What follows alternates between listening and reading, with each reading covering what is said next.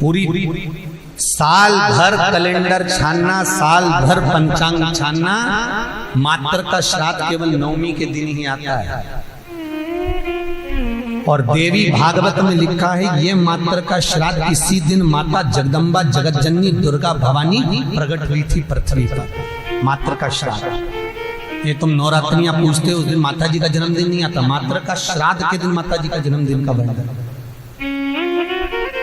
मां जगत जननी दुर्गा,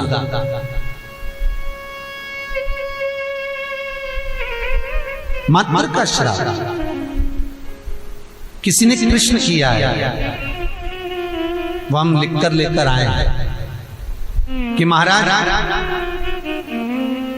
श्राद्ध पक्ष में हमें किसको भोजन कराना चाहिए। ऐसी कोई पुराण नहीं जिस पुराण में लिखा है कि स्त्री मरे तो स्त्री को ही भोजन करा। बहुत ध्यान देना महाराज कथा था।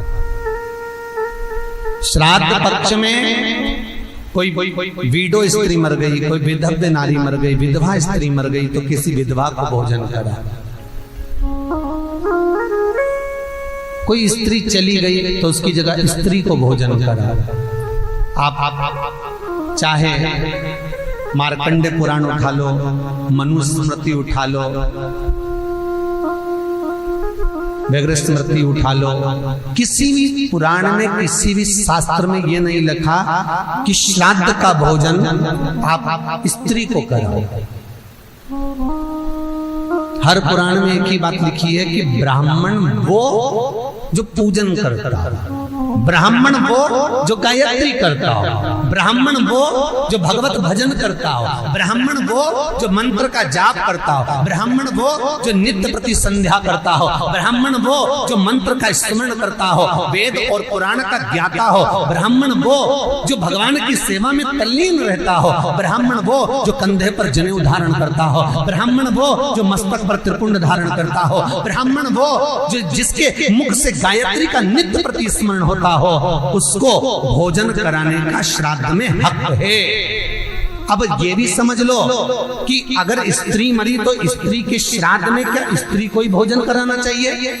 तो शिव महापुराण, गरुड़ पुराण, गर्ग संहिता, बरहा पुराण, ये सारी पुराणे वर्णन करती है कि स्त्री को आप भोजन करा रहे हो। स्त्री क्या वेद पढ़ती है? स्त्री क्या गायत्री करती है? स्त्री क्या संध्या करती है? स्त्री क्या उपासना करती है? नहीं। अगर उस स्त्री के लिए भी आपने ब्राह्मण को भोजन कराया तो भोजन करेगा तो गायत्री करेगा, संध्या करेगा, उससे उसको भाग हमारे पूर्वजों को प्राप्त होगा। इसलिए ब्राह्मण भोजन की महत्वता करते हैं।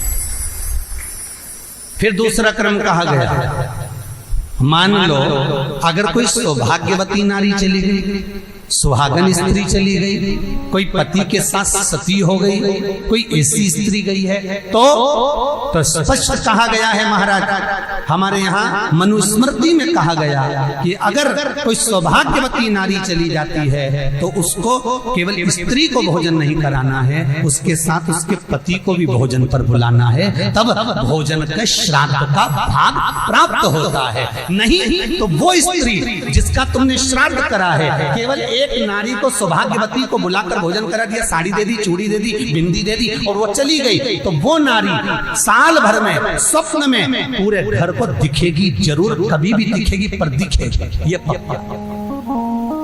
अब कहोगे महाराज हमने तो श्राद्ध में माता जी का भोजन भी कराया था, स्वागन गई थी तो हमने तो एक लेडीज को भोजन भी कराया। वो स्त्री का भोजन कराया, अकेली को भोजन कराया, उसके साथ में उसके पति को नहीं बुलाया।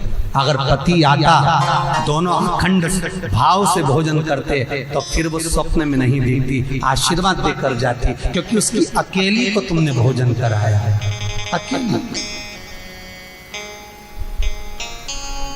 मनुस्मृति कहती है सुहागन स्त्री का जब श्राद्ध आता है तो उसके पति को भी जोड़े पर भोजन करने बुलाना चाहिए, अकेले नहीं। कल मात्र का श्राद्ध है।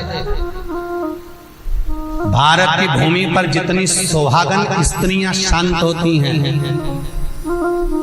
जितनी कुंवारी बेटियां शांत होती हैं,